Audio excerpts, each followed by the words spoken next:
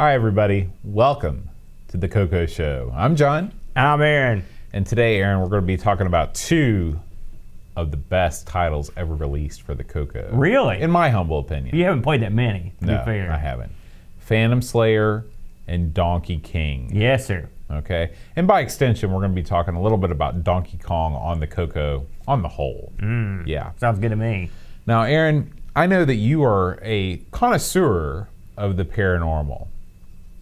Would you accept that? I don't know if I'd go that far, but how would you describe yourself? I do have some. How would you describe yourself with your relationship with the paranormal passing activities? interest. I call that a short selling of your. You've been to every single haunted site in this state multiple times. No, I've been to a few. Yeah. I've been to a few. Okay. Now, if you were going to go to let's say the over in Moundsville. All right. Okay. And they were going to say, okay, Aaron, we're gonna turn out the lights, and we're gonna have you spend the night here. Okay. Okay. There might be some phantoms. They might say that as they leave. Okay. They lock it up right there. They lock it up All right there. Okay. Now, first of all, would you be afraid?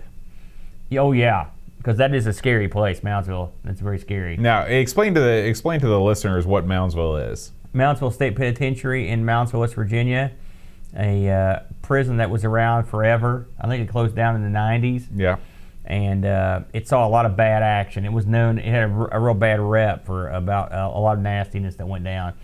Which is funny because the town it's in, which is Moundsville, has a very beautiful Indian burial mound in it with a lovely museum attached to it. And it's very near the Palace of Gold, which is also awesome. So yeah, Harry Christian Temple. And really, the architecture at the Moundsville prison is lovely, but inside of it, it's quite horrific. Yeah. Now, would you say it's more or less haunted than the Trans-Allegheny Lunatic Asylum? Well, it's hard to gauge. To be honest with you, I don't have a meter. I would say it was. I would say slightly less haunted. It was less scary than Trans-Allegheny, in my opinion. Yeah. So you would be more likely. I spent the night there, though. I wasn't in Moundsville at night. You would be more likely to spend the night in Moundsville than in Weston. That would be a horrible choice between the two. But I would probably. Oh boy, it would be. I probably would pick Moundsville. To be honest, although it's funny, both Moundsville Penitentiary and the Trans-Allegheny Lunatic Asylum are right in neighborhoods. So. It's not like they're off on a mountain somewhere. So, yeah. You can look at the window, at least see people, maybe even yell at them. So you got that going for you. Yeah. So, okay, let's say since the Trans-Allegheny Lunatic Asylum over in Weston, West Virginia is slightly more scary, let's pretend that we've shifted our scenario over there. All right. Okay. Now, what would you bring with you in terms of self-defense? What is I know with vampires, of course, is garlic. You want to have lots of garlic on hand. When you're talking about the paranormal, what do the ghost hunting type like to keep? Of course, they're trying to attract ghosts. It's a little different thing, isn't it? Well, I mean, again, this is an abstract concept here. What would I take to try to get ghosts to come to me? Well, I guess it depends on what you want, right? Well, I wouldn't want that. You wouldn't want that. If I was by myself, I wouldn't. Yeah. So I would take like one of those big boom boxes, maybe a portable TV. Duran Duran's greatest hits on cassette. Absolutely. Maybe a cooler full of cold ones. That might help. If I actually wanted the ghosts to come up, I think if you just go in there and wander around, they'll show up if they want to. Yeah. I don't think they like me because I've never really had that many ghostly experiences. So. What's the most ghostly experience you've ever had? Oh boy, up on the mountain, I would hear stuff that was creepy. Like I heard someone yelling for help outside my bedroom window. That's when you screwed in the air conditioner, right? That's when somebody broke in. Oh, that was okay. What about you? You always ask me about this paranormal stuff, but you would never get your side of it. What scary things happen to you? Scary things happen to me all the time. Example.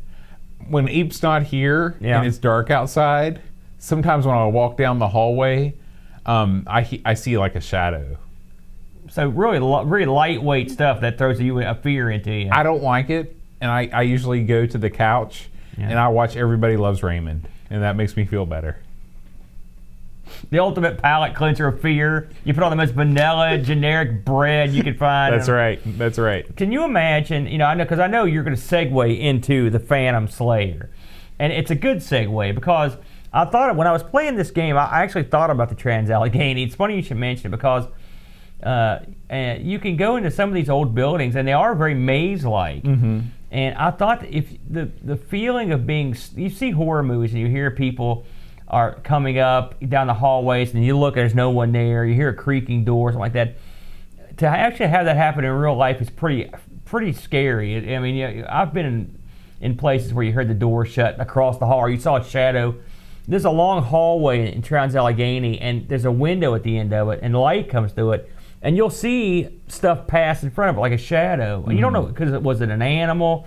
Was it dust? You don't know what it was. Was it a creepy killer from beyond? You don't know. Right. And so this game sort of did, I have to say, it did remind me of those experiences a little bit. Now, if I was going to give you a choice, if I was going to have you rank in the order of probability, what was the most likely? If I said ghosts, Yeah. UFOs, Yeah. reptile Hillary Clinton. Well, I don't think Hillary, I think that's dead last. I think Hillary is a human. Okay. So I would say in the middle of the row would be ghosts, and at the top, most likely, I would say UFOs. UFOs. I'd say most likely. You're all on board on the UFOs. I am on board with the UFOs. I have a feeling, and my old man, same way. In fact, of course, Dad doesn't think we've been to the moon, and Dad fully believes that we have been visited by aliens. So there you go. But I would not be surprised with UFOs. Ghosts, Go either way. Where's there's a lot more evidence of something of unknown flying vehicles than there are ghosts. I mean, I don't know. Have you watched the Travel Channel lately? I have seen the Travel Channel, and I'm not buying it. I'll be honest with you.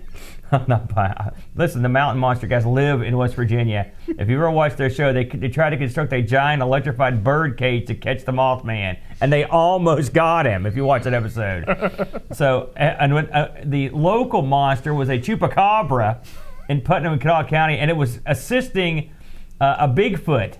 They were working together like a team. It's like a tag team. And I'm not making it's like JYD and Hulk. I'm not making this up. That's what happened on the show. So they have not put a lot of faith in my in me with the paranormal watching these shows. I'll be honest with you. There you go. I can think of no better way than to introduce this week's game on the CoCo. Phantom Slayer. Can you imagine if a chupacabra and a Bigfoot were in this game? They were working in tandem. You'd be screwed. It'd be over. You'd just hit reset because it'd be over. So Phantom Slayer. It's funny. I'd totally forgotten about this game. And so you had some passing resemblance. Yeah. With Once this I game. started this up, I was like, oh yes. And what I remembered was the actual visage, the figure of the Slayer. They're very scary. It strikes a very frightening profile. It's like a hooded, thin, tall nightmare, basically. So, Phantom Slayer. Now, this game came out in '82. Now, it's funny. I want to thank our good buddy Curtis and his great webpage for a lot CoCo of Show information. Game Selection Committee member Curtis. Curtis interviewed the fellow that wrote this game, and I'm going to reference that quite a bit. But you should always check out Curtis's games; it's really good. But this was done by a guy named Ken Kalish. And now I'm not up on my game developer names or programmers. This guy had done a ton of games I'd played. Like, listen to this list. I know this won't mean much to you, but he did a game called Trapfall, which is sort of a Pitfall clone. I used to play that. He did a game called Invaders Revenge, which is like it's like a Space Invaders reversed, where you play Invaders. I remember playing that. Monkey Kong, which is sort of another Donkey Kong on the CoCo. He did that. He did a game called Athletics with a Y and an X, where it's sort of like a track and field game. I remember playing that, and I think that was a dragon game, and I remember playing that. So he did a lot of stuff I'd heard of. But he's the author of this, and I'll get to him in a minute. This came out in '82, and this will run on pretty much any of the CoCos. It also was on tape or disc, so you were good to go. So, what is this game? It's a very bizarre game in a way. You are plunked in a maze, and your goal is to go through here and not get caught, and to take out the people that are chasing you. Right. That's basically the game. You are what it is a 20 by 20 grid of a maze. You've got two maze choices. You can pick one or two, and one is a lot less twisty than two. It's more open. It's still not. It's no picnic either way. But I mean, it doesn't make the game any easier. In fact, it makes it more difficult because the phantoms can find you more easily. Right. Now, on top of everything else in this game, you're in this maze. So really, there's no wrong turn per se. You're just trying to survive, and you're also trying to take out your pursuers. Your pursuers are these guys called the Phantoms, as we talked about. These long, tall, scary-looking guys. Scary. Yeah. They're creepy looking. Even in odd color palette of yellow, blue, and red. They're still creepy looking guys. They did a good job with them. You're not unarmed in this game, and you've got a couple. This is really weird. And I don't think I even knew about this stuff when I was a kid because I didn't read the instructions. You hear a noise whenever the Phantoms are within a certain range. Now, I didn't know this until I looked at the docs, but you could actually set the range when you hear the noise. So you basically got a Phantom detector on you. Really? Yeah, you didn't know that? No. I read the docs. So you can, on the keyboard, you can choose a number between 1 and 6. And so if you pick 6, that means whenever a Phantom's within 6 grids of you, you'll hear that noise. You can go all the way down to 1. If you pick 1, you're an idiot because by the time you pick 1, they're it's on over, you. Yeah. And so what you ultimately want to do is to get one of these Phantoms where you can see them, but where they're far enough away to where they won't get you immediately.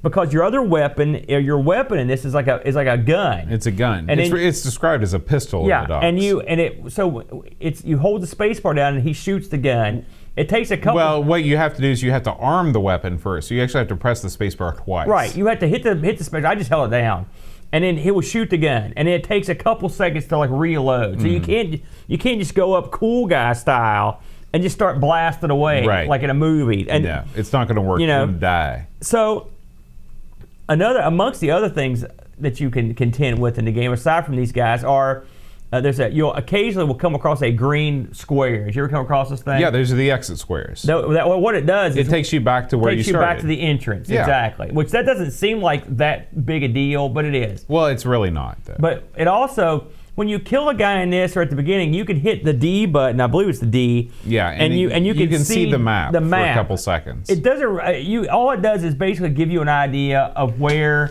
the Phantoms are. Yeah, that's about it. This was useless because the Phantoms are on the move all the time, and you're on the move all the time. I didn't find, if there's a strategy in knowing the information that you get when you see the overworld map, I didn't understand. Yeah. Well, I mean, it gives you an idea of where they're at, and you could sort of, if you're good at navigating this map, you could sort of get an idea of how you want to play it. The Phantoms can't move fast. They always move slower than you. Okay? So you've got that advantage on them. But there's two or three of them always after you, and so they've got the numbers game, and they always are coming towards you, and they will always take the shortest route to get to you. Yeah. So, and we probably, I don't know if I mentioned this, but you're in like a first-person view of this maze, and this is considered one of the earliest games to allow you to have this sort of view, and it's sort of considered in some ways like the predecessor to your Wolfensteins and your Dooms. 100%. And I'll tell you agree with that? Oh, yeah. Okay, I was wondering. You know, we've played a lot of these first-person games on our sister show, Amigos, on the Amiga. And I will tell you that for being, that this game fit on 16K. Yeah. And the smoothness at which you rotate, that is undersold in like how you feel like you're actually in the game. You know, whenever you are, for example, when we played Dungeon Master, whenever you turn, the screen basically just redraws itself, and you see your new viewpoint. There's no rotation animation at all, and it wasn't until I played Phantom Slayer when I realized that plays a huge role in how immersive this experience is. And also, how it makes it easier to figure out what the heck you're doing. Yeah, you're absolutely. right. That is this game. It's funny as old as it is. The programmer stumbled upon something there that didn't really catch on for a while, and that is showing the animation of that spin. It gives you a vantage to know what's happening. Yeah, absolutely. Listen, there are things I would have changed in the making of this game, but that's not one of them. I like the way that worked. I personally wish that it had there was a goal. I mean, like not just killing the guys. Right. I wish there was a reason to be running around the Here's what maze. I would have liked to have seen. I would have liked to have seen you start at the bottom of the screen if you look at the overworld and work your way to the exit of the maze somewhere. Yeah.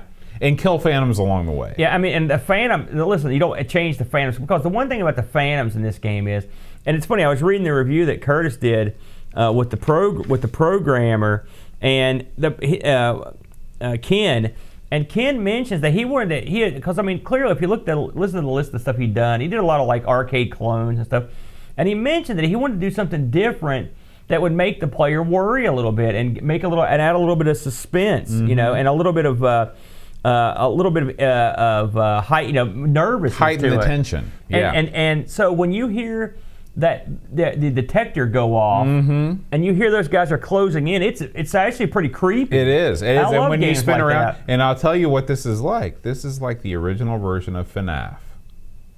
I don't know what FNAF is. You don't teach middle school. Okay. FNAF, You're right. FNAF stands for Five Nights at Freddy's. Oh, okay. It is? Because I've never played that game. In Five Nights at Freddy's, the big thing of the game is you're going somewhere, and then all of a sudden you turn around, and right behind you is one of those animatronic creatures waiting to eat you. And in this game, it's the same thing. You hear the dump, dump, dump, and you don't know where it's coming from. Then all of a sudden you spin around, and boom, the Phantom's right there in front of you. I tried a couple different. I was not good at this. Okay, this is a game that would probably require some practice. I did kill some Phantoms, but it was hard for me to develop a strategy. Okay, because and so what I ended up doing was I would put my Phantom detector on 6. Okay. And that would give me a broad range that I know. Okay, they're within 6. You can hear them from far off. And then what I would try to do is get to a straightaway with a dead end, and then you could shoot them as they come down your way. They come that way is the problem. And I had a heck of a time getting a good solid strategy, but I did enjoy it. And it was, like I said, the fear meter ramps up as these guys come around. Like I said, I think what you had here was the makings of an incredible game. That was, at this point, was only a pretty good game. I think there could have been, I wish, like I said, a little more structured goal. But I mean, the bones of the engine he used on this were quite remarkable. Yeah. I should also mention that aside from the fact that you got the 2 different mazes, you also got different speeds, and there's also a training mode.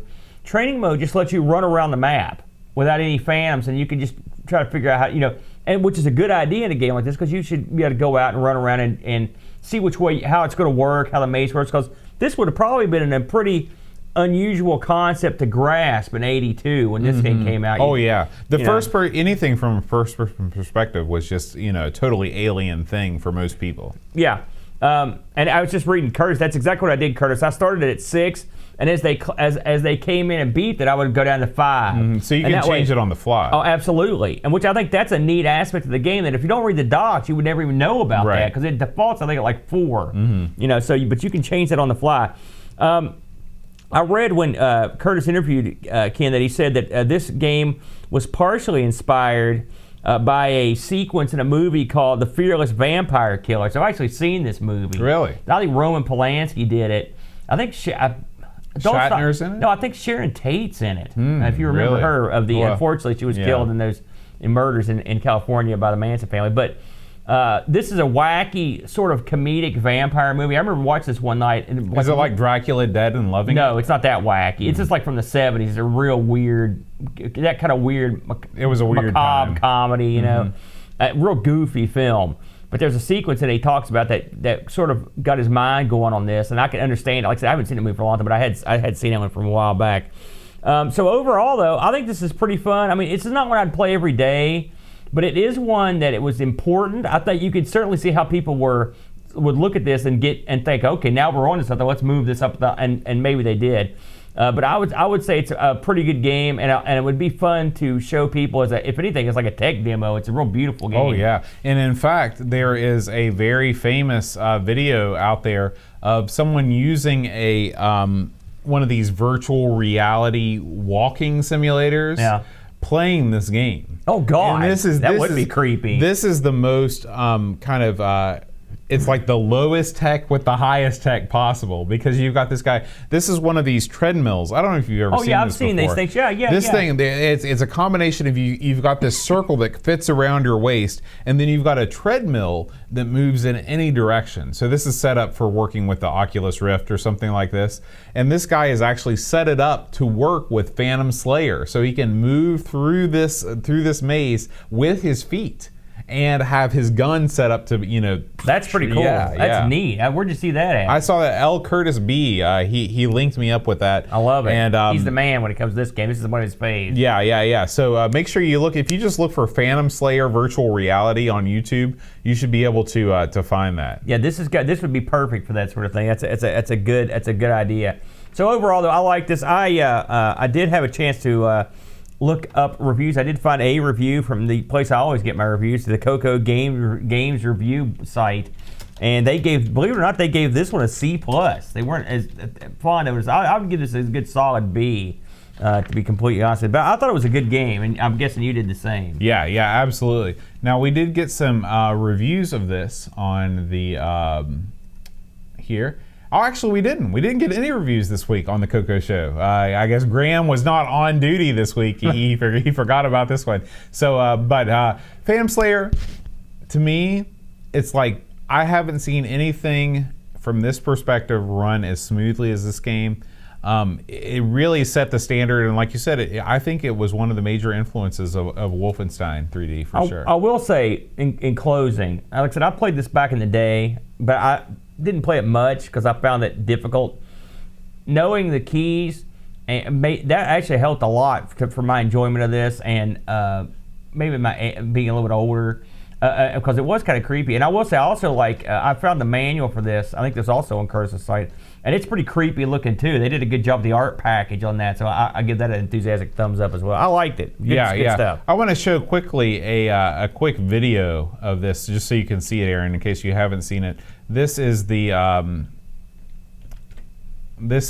guy using that.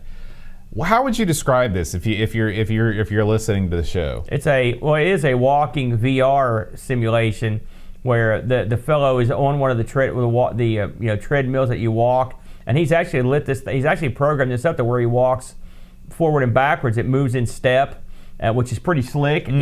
He's got a joypad there as a gun or some sort of gun.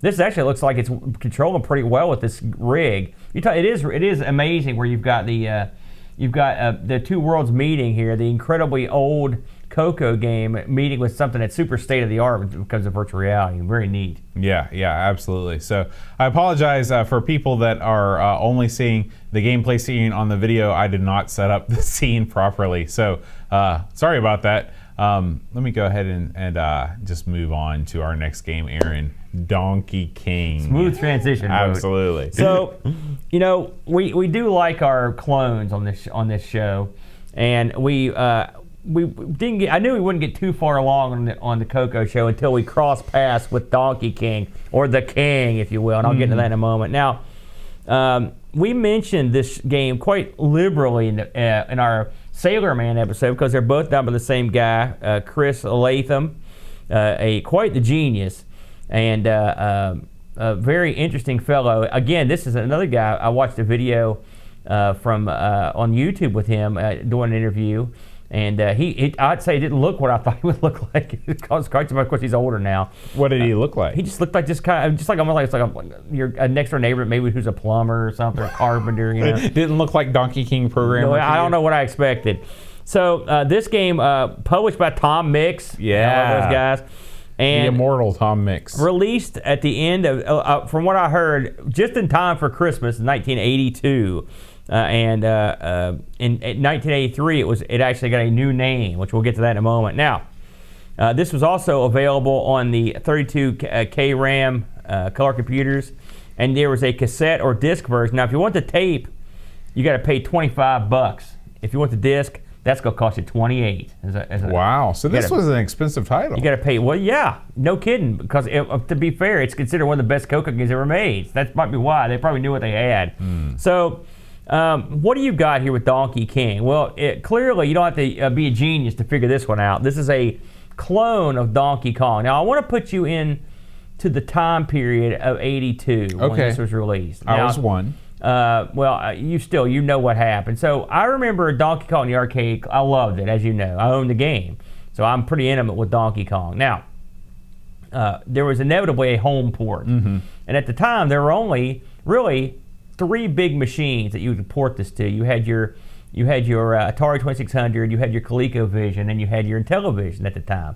Now, the ColecoVision and the Intellivision port and the Atari port were both done by Coleco, who did a crap job, probably on purpose. On purpose, right? Because their ColecoVision shipped with Donkey Kong. And Donkey Kong had I believe it had 3 levels and was widely known as the best definitive version of Donkey Kong on the consoles. Well, party's over, ColecoVision, because here is your true champion. I remember when I first loaded this up, and I was like, I just couldn't believe it. I could not believe how arcade accurate this was. This had the cutscenes. This had the tunes. This had the all 4 stages. This had everything. And, 20, 30 years go by. I haven't played this for a long time. So I fired this up. In fact, I fired this up as soon as we finished the show last week. I went home and played this. And it plays great. It was just as good as I remember it. Now, you're not the Donkey Kong connoisseur that I am. I hate Donkey Kong. You hate Donkey Kong, which that in itself is punishable by death. So you'll have to look at this objectively as a clone and not necessarily put your venom and vigor into it. Sure. Initially, when you see this the first time on the CoCo, what were your thoughts? I thought it looked okay. In 1982, I believe that this was probably one of the first home ports. If you look at it chronologically, I think that the Atari and the Intellivision ports came out in '83. Now, I could be wrong about that, but I think that that's the case. So, for an early port, maybe this is like one of the first times that you could actually get this on any system. Kind of neat. However, I was exposed to this on the venerable Atari 1200 XL. Yeah.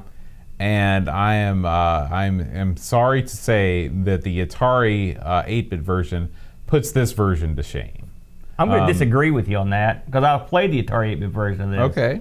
I don't think it's as good, to be honest with you. I don't think it plays as well. Okay. But please, go ahead. This game does not play like Donkey Kong.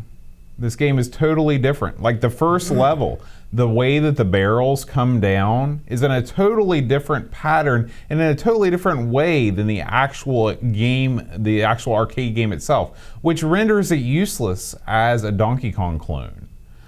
Donkey Kong himself looks like some sort of abomination from the nether realms. He's got this sort of like skull-like grimace that doesn't convey the kind of comical nature of Donkey Kong himself. This guy looks like a freak show, okay? It's no good. Pauline, she looks okay. Mario, he looks okay. Donkey Kong, no good. No good. This game does it include all the stages? It's got all the stages? Guess what? If you're not good at Donkey Kong, you never see all the stages, so it doesn't matter. I couldn't get past the first screen of this game, and I tried hard, and I couldn't do it because it doesn't play like Donkey Kong. It plays like the Tom Mix special. Can you get past the first screen of Donkey Kong in the arcade? Absolutely, I do it often. It plays totally different. The barrels don't fall in the same patterns. It's much more difficult. That's what I think. Well, I'm going to disagree with you on everything. Well, almost everything. This game does so much right that I'm surprised that you didn't like it that much. This is not Sailor Man. Let me just go through. If you think that this is anywhere close to Sailor Man, you're wrong. This is close to Sailor Man. It's not. It's not as accurate, but it's very close. So let's go through what they got right. Number one, the opening screen has a cutscene that starts out. That's awesome. It's also got all the girders intact, which was a completely unknown thing to do back when this came out because no one was doing that. They had the girders all screwed up. This game gets all the girders on the screen just like the arcade. It's got the exact same setup as the arcade. It doesn't have the exact same setup because the barrels don't fall in the exact same way. I'm talking about the grids. On the second stage is set up the exact same way. You're not missing a level, right? They've got the elevators are the same. So you've got everything structurally the same. The hammers are in the right spots. They've done a good job at that. The hammers are in the right spots. Congratulations. Congratulations, Tom Mix. Tom Mix is a publisher, by the way. It doesn't matter. Tom Mix was responsible for this game. Yeah, and I hold him personally responsible. Tom Mix did a great job. Now, secondly, I agree with what you said. The barrels and the fireball do not act like they do in the arcade. If you try to implement arcade strategies in this game, I mean, the basic strategies will work. When I say that, I mean the basic strategies of how you jump barrels, how you line up jumps. Well, yeah, you can jump over barrels. That's the strategy. No, that's not what I mean. I'm talking the more subtle tricks you would use in the arcade for positioning and for getting over multiple barrels, stuff like that. That stuff's intact. But when it comes to like patterns you would run or timing that you're used to, it's different. And it's harder. It is harder. It's different and it's harder. No, listen, I agree. It is a much more difficult game if you're used to the arcade. If I would wager if this is what you played and you hadn't played the arcade, it probably wouldn't be as hard, but it's still more difficult than the arcade, in my opinion. And again, I've played a lot of Donkey Kong. Mm-hmm. I found one of the things I didn't like is the length of time that you keep a hammer. It's funny, in this game, getting the hammers is almost certain doom. It's not because you can't kill stuff with them, you kill everything. But the problem is, by the time you've killed things with the hammer, everything has respawned, and it makes it difficult to do anything because your enemies went in mass everywhere you're not. You know what I mean? In this game, the L and level flashes when your hammer's running out, so you know that your hammer's running out. But again, there's no worry about that because it lasts forever. Something else in this game on the rivet stage, if you jump over the rivets, they don't disappear. You have to physically run over them. I guess I've never tested that in the arcade game before, but so in the arcade game, when you jump over the rivets, they disappear. Yeah. Okay, I didn't know that. And this one, you have to run over them. Right. Now, this is actually an interesting strategy you can use if you want to get to the hammer in the middle of the screen, for example. In the arcade, if you're coming from the side, you have to come over the rivet.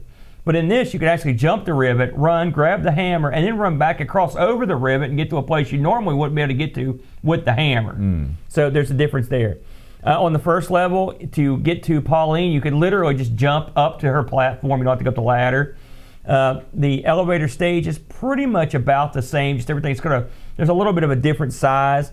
And to be honest with you, as good as I am at Donkey Kong, I never successfully got to the cement. And that's saying something because you're real good at Donkey Kong. Well, it took me a while to come to grips with the way you play this game because it is significantly different. And that's the thing. That's it right there.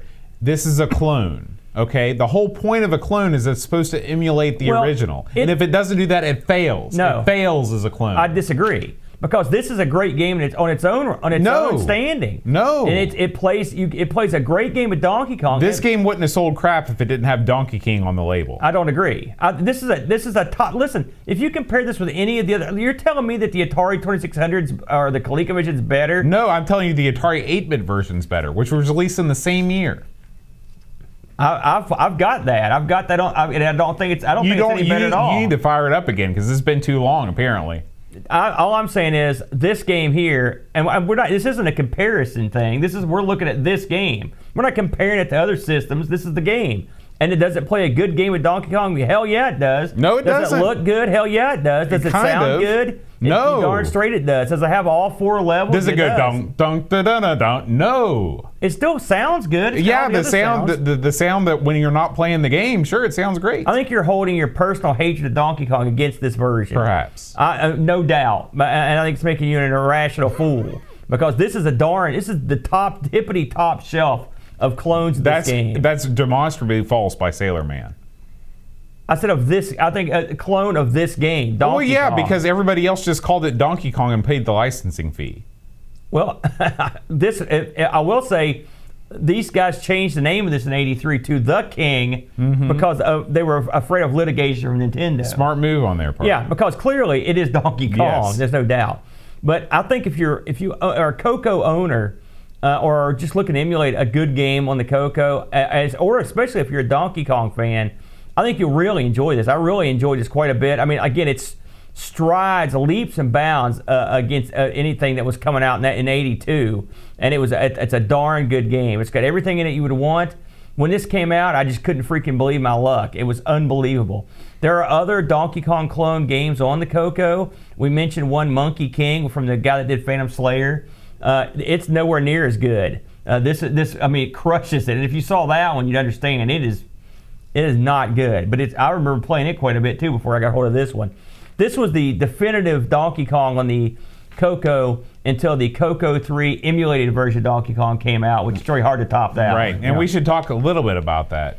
It's one I've not played, to be honest with you. I've only seen footage of it. And it requires a CoCo 3 with a goodly amount of memory. Well, I can tell you that I have played it.